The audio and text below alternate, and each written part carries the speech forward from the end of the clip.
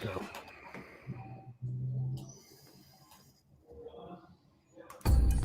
This is West Africa Weekly, a live series brought to you by RigLinks and Arvy Core 9, where we talk about oil and gas news, projects, and developments that you can sink your teeth into. Here are your hosts, Greg and Arvy.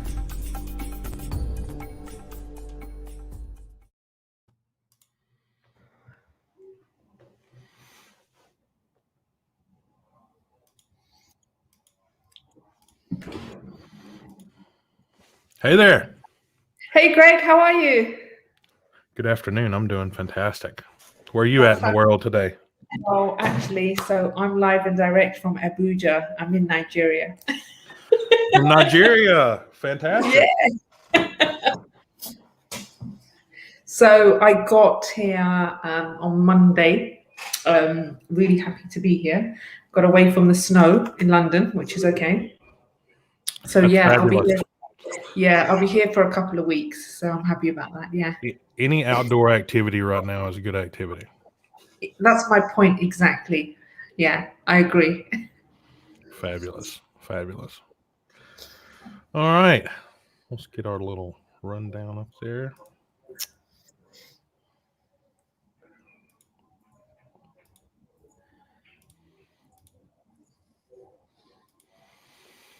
All right, we'll go quickly over our oil prices. Nigeria's new petroleum bill, Recon Africa in the Kavango Basin, Sonatrach 2021, kind of some plans they have going on, and a couple of new awards there for Solstad and Subsea 7. So a little short today, but still some good things in there. Sure.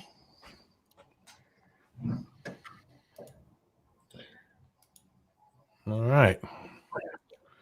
So for the oil prices, looks like WTI this morning or afternoon or good night where everybody's at is $53.44. And the Brent is sitting at $56.46. Hello, everyone. That's Oklahoma, Croatia, Indonesia. Welcome to the show. So, Arvy, what do you think about the prices? We talked about them last week. 60, 65 is where you're happy. So we still got a little bit to go. How do I really feel about the oil price? Honest truth is, the kind of oil and gas activity I'm seeing at the moment, I'm optimistic, and I think we can look at about 60, 65, I think, in the next quarter. I'm very optimistic. So, yeah, that's my thoughts. I agree. So, for everyone that's just joining, this is West Africa Weekly with myself, Greg, and my co-host there, Arvy. And each week we kind of go over a few new projects and some things going on in West Africa and, some different places across Africa. So it's good to kind of keep a pulse on the industry. We're probably one of the only shows on the social networking kind of troposphere that's got anything about West Africa. So we think it's pretty important. So, Arvy, we'll move over here to Nigeria's new petroleum bill. Sure. Do you know much about this one? I do, since I'm here. I figured we'd open up with it. It worked out well for us. Yeah. No. So look, Nigeria has always is a unique setup when it comes to oil and gas in the oil and gas world because of his history and nature, being one of the continent's largest oil producers. So the crude oil sector accounts for about 90% of all export earnings. And this week, there's been a revised bill legislation, and again, with a lot of major concerns from a lot of people as well. So part of that bill was really to discuss taxes, to discuss flow down of, oil and gas revenue, as well as kind of the major concerns being right now is the deep water sector. So we know that this week there was concerns, and actually I read a really interesting article and report by a gentleman called Mike Sangster, and it's the oil production trade section. He actually represented a lot of the majors here. And their major concerns really is how will this affect deep water drilling projects? What are we going to do about the applied taxes? And really, is it going to affect foreign investment coming into the region? So again, it's very unique in its set up the region. But saying that, I think this bill was something that the sector needed to discuss, and especially this part of the world needed to discuss. So it looks like this. They've been talking about this bill for quite some time now, haven't they? Absolutely, yeah. It's been ongoing for a while. Looks like they initially proposed. It was 2015, and the bill will see to the creation of more effective and transparent governing institution, maximization of fuel production and regulation, establishment of more competitive framework for the national oil company, and creation of an investment-friendly environment. So, as you said, the foreign investment. Yeah. Yeah, and I think it's a lot about framework building as well, to make sure that foreign investment coming in going forward sits in a particular type of framework. So I think there's going to be, there's a lot of oil and gas activity here. I'm in Abuja at the moment, so next week I'll head out to Port Harcourt and Lagos, which is, I guess, the more kind of oil and gas hub, would you say, activity hub.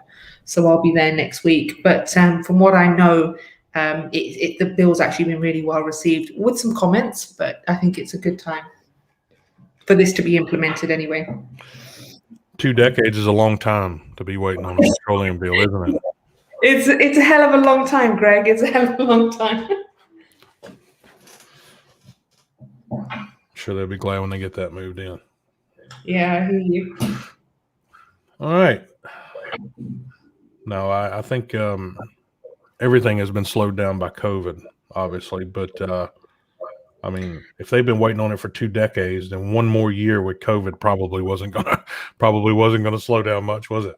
That's my point, precisely. I mean, the whole world has just gone. It's really strange. This has been my first time actually traveling during the COVID time, and I don't know what's your experience has been traveling. I'd have to be honest. It's honest truth, please. It never was really. There was a period there of about a month and a half, so that would have been April, in between April, May, and June. So I know that's 3 months, but whenever you're talking about shift work, that's only a month and a half. So there was a period in there in 2020 where obviously nothing was moving, but whenever it did go back to moving, airlines weren't available, so you had to take some charter flights. So there was a huge gap between like your large your large flight providers and the industry. A lot of our original petroleum routes are not available like they used to be. So there were some charter companies set up in the right place at the right time, and stepped in there and took up some of that work. But after, I would say, June to July, somewhere in that period, they started back with normal route. I say somewhat normal routing, but all the airports were basically vacant when we went through there in July and August. But I mean, been traveling all of 2020. But the strangest thing is you need to be, you should always be prepared whenever you're doing this stuff. But now you need to be extra prepared. So you need to make sure that you don't need anything before you get to your point of destination. So you can no longer rely on duty free. You can no longer rely on anything at the airport being open. So that those favorite spots, all the lounges were closed. So this is kind of those people that normally travel. I mean, these are like hubs of thriving environment of people in these lounges. They just didn't exist. So, yeah. But it was okay. It was okay. I mean, I didn't have any trouble. I mean, now we're starting to see some changes due to the vaccination coming in. But overall, it's actually I'm kind of a loner sometimes, and so I don't mind being the only guy in the terminal. It's okay. As long as I know the flight's coming and I can get out of there in the next 24 hours, I'm okay. So you're actually, you know what? I've had the similar experience to you. So going out of Heathrow again, the airport's just absolutely dead. And what strange thing is that sometimes I got nervous because sometimes you're not aware of what the actual COVID protocols are. So, you know, when it comes to testing and what country with who, especially if you're moving within Africa right now. So, yeah, so far so good. I managed to get here, which is a good sign. We got a question here from James real quick. So he wants to know what your theory is on the $60 to $65 a barrel. Okay, so James, I kind of like my theory on the 60, 65 oil price is more from the operational perspective. The kind of money and finance and projects being sanctioned and going for investment right now is what I base my theory on. I think that 50, 55 it's fine. It's been like that for a while. And I definitely see a spike, you know, and I was reading a really interesting logistics report with the cold winters in parts of Asia, which has actually pushed the oil price up as well. So I think that, you know, my theory is based on my operational experience of what I think it has been and where we're going with a lot of project demand. So, yeah, whether I'm right or wrong, I'm not really sure about that. But again, it's just theory. That's what my thoughts are. I don't think any of us could be right now. Yeah, I don't. Anytime you'd have, you kind of get your finger on the pulse, then something like, you know, God forsake, a mudslide happen, you know, or an earthquake happen, or something like that happen, where, you know, take some supply off the market or add some supply to the market. So yeah, it's very very liquid. Agreed. Yeah, we can't control force majeure, unfortunately. Sorry. That's exactly right. And then some people call force majeure, so some people have a different idea about force majeure now. So some people actually think that the COVID-19 is not force majeure. I think it's strange because you're right, actually. So I remember many years ago, I mean, we're used to using the term force majeure, but, you know, I think of things like, well, I remember when I don't know who, I've forgotten who the contracting parties were, and they kept talking to me about act of God. And I was like, okay, I think that means force majeure. You know, so I think people have a different definition of what force majeure is. But, you know, I mean, we were always, and you're right, we were always told in the contracting world that, you know, force majeure act of God. So I mean, if the virus is man-made, yeah, exactly, is it a force majeure? You know what I mean? So it basically comes down to how long you want to wait for your money. This is also true. Yes. So that's what it comes down to. Mm. All right, our next one here on the list is we'll just briefly talk about Recon Africa and the Kavango Basin. We talked a little bit about Recon Africa there, Arvy. It was last show or the show before, but the thing about Recon Africa and their exploration here in the Kavango Basin, it has been identified back in early January, just after the first of the year, about the Kavango Basin being one of the prolific basins to watch in 2021, just because of its structure and their geology matches with the Permian Basin. And so it's interesting that they are in there and getting this kicked off, because there is almost no activity there except for Recon Africa. What's really interesting is last time we spoke, I actually did a bit of research on Recon Africa, and their website is pretty good. I tend to look at the media section of the website, and I found out that they actually have 100% interest in a petroleum license in Botswana. And really, for me, I've not really seen many oil companies have 100% interest in a lot of the licensing. So I think really I'm quite impressed with their kind of development and their E&P work at the moment. Really quite impressed. I mean, the right now, I think they're completing the seismic, and I know they're doing, I think, one exploratory well, or I think it's not fully engaged with it yet, but they here on the 22nd they announced kind of an update They commenced the permitting process for the acquisition of 450 kilometers of 2D seismic data in the Kavango Basin. Of course, this is Kalahari Desert, which is northeast of Namibia. So, to execute the program, the company is going with Polaris Natural Resources. So, as a result of a competitive bidding process, Recon Africa has contracted Polaris Natural Resources Incorporated in Canada, longest standing seismic company, to provide acquisition services for its 2D seismic program. So there's a lot of buzz around Recon Africa. If you take a look at what they're doing on the market right now, as far as stock goes, their stock's moving quite a bit. So there is some investment and there is some interest in what they're doing there. That's for sure. Yeah, definitely. And I also found, as I was conducting some research, I found out that 80% of their workforce in Namibia is actually local, which is a very high. It is, yeah. Which is really quite high quota. So super impressed, really. And for those that are just hearing about the Kavango Basin,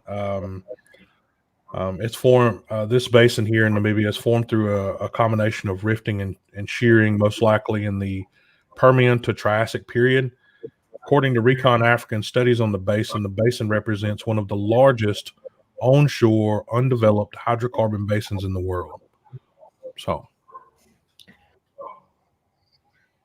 really exciting to see what they do this year. Yeah, absolutely.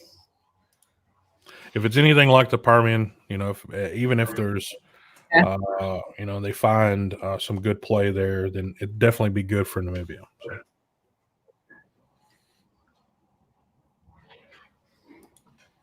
All right. Let's talk about Sonatrach. What do you know about Have you ever worked? I was going to ask you, have you ever worked for Sonatrach, or have you had experience of working with them? I haven't, but I have worked with some Algerians before, and I liked them. So. And what? I said I have worked with some Algerians before, and I like them. Yeah, me too. Yeah. So it's like, I think, when you look at Sonatrach and you look at the kind of volume of investment we're looking at in the billions, you kind of think it's really quite impressive for an Algerian. Do you not think that's quite impressive for quite a small, unique kind of entity like that coming out of the North region? I think it's fantastic. I think it's super. When you look at what's going on here with Sonatrach, I mean, their investment program over the next 5 years, $40 billion, or 51% in local currency. But the program reflects the implementation of policy or promoting local content with tangible desire to be part of an integrative approach for national companies. So that's kind of in your backyard too. Sure. I think, what highlighted to me, I mean, that's such a big number. So I drilled into that number to see what kind of activity is attached to that 40 billion. And I think one of it was one of the contracts specifically was the Hassi Massoud refinery and the new contract and the development and the build of a new refinery. And also, I know that there's some ongoing agreements that they've got with some Italian and Spanish companies for perhaps EPC work as well. So I think they're very strategic in perhaps who they've contracted work with and who they're going to be working with going forward. So I'm very I'm looking forward to see how this development process works out. It also said here that they highlighted the revival of the interest of foreign partners in the Algeria mining sector through the realization of several agreements and a memorandum and the renewal of gas agreements concluded with its Spanish partners, as you said, Italian and Spanish partners. So that's, I mean, if you look at Algeria on the map, through with Google Earth, it doesn't look like a lot as far as a country. It doesn't look like they have a lot of,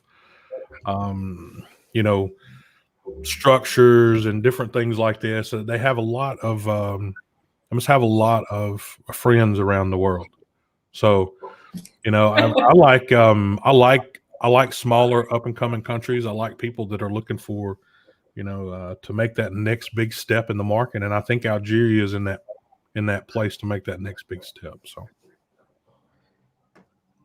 Definitely.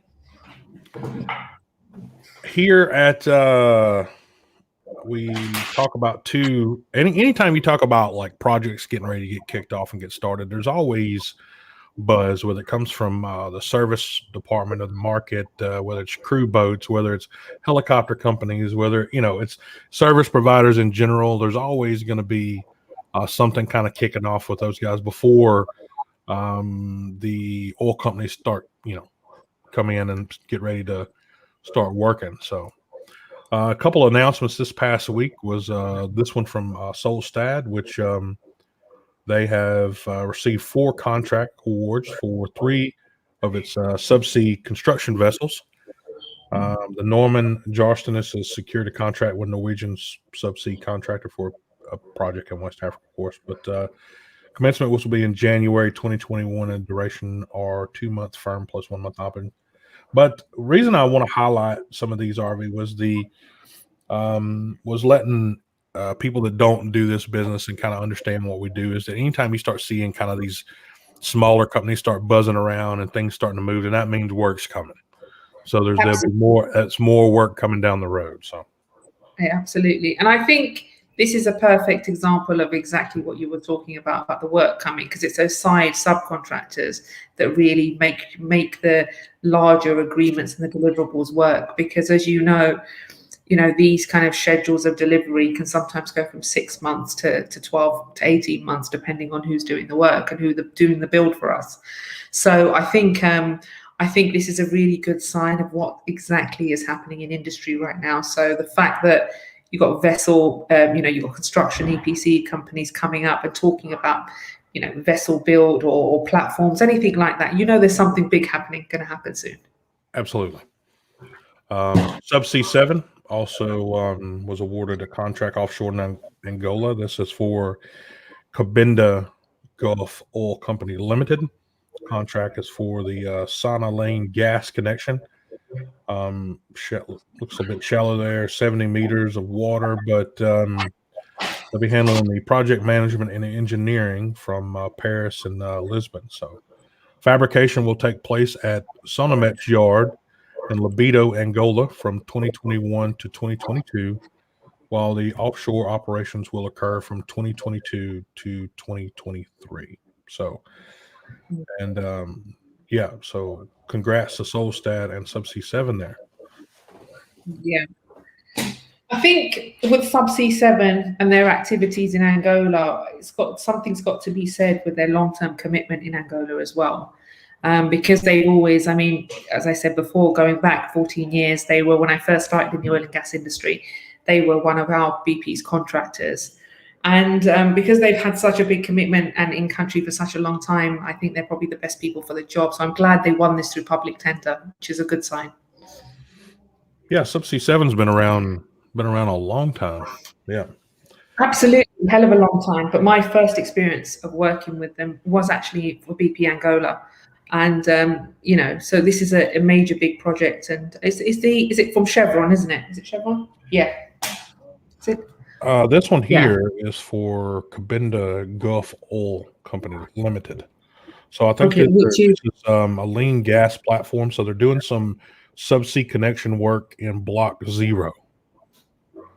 And I think that's a holding company of a Chevron arm, actually. Oh, okay, okay. Yeah. That's right. Yeah. So interesting. I like the fact that Angola's up and coming. Oh, it's always been on the hit list anyway for the last couple of years. They're a major. So yeah, looking forward to this play. Let's see. That's right, James. CapEx. So James, that's James's second question, yeah? James, you might as well send us an email so we can get to all your questions. Let's see. This was his comment back about the oil prices too. After your okay, good. rundown. Yeah, I like those. Let's see what other comments we got here. Any questions? Welcome everybody. So that's Lagos is there. Indonesia, India, Qatar.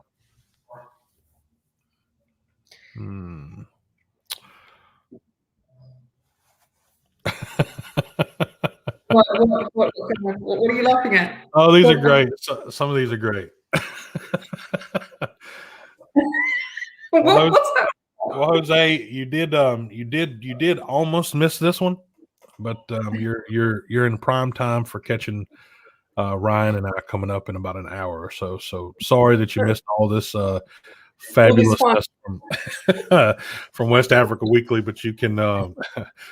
I'm gonna hope you get sorted out with the IRS, brother. Funny. All right. If there's no other questions, we'll call that a wrap for this week, Arvy. Super. Okay, so I will touch base with you next week, Greg, for another round. Absolutely. Have a wonderful trip. Take care in Port Harcourt and be safe. Thank you, Greg. Speak to you soon. Bye. Absolutely. Thank you. Bye. You've been watching West Africa Weekly, a live series brought to you by Riglinks and Arvy Kornaha. Your hosts have been Greg and Arvy. For sponsorship opportunities, send us an email at info@riglinks.com. Tune in next Thursday at 8 a.m. CST for another live episode.